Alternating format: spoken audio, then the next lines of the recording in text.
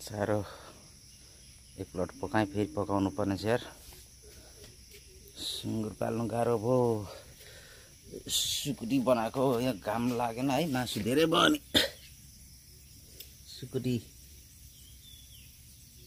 दुई छ खायो वाक्कै भयो। अब चाहिँ सुकुटी बनाउनु पर्यो भनेर आगोमा है। दामी हुन्छ, घाममा हुँदा नि आगोमा दामी हुन्छ नि।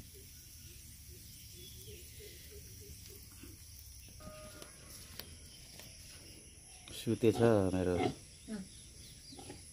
बिर।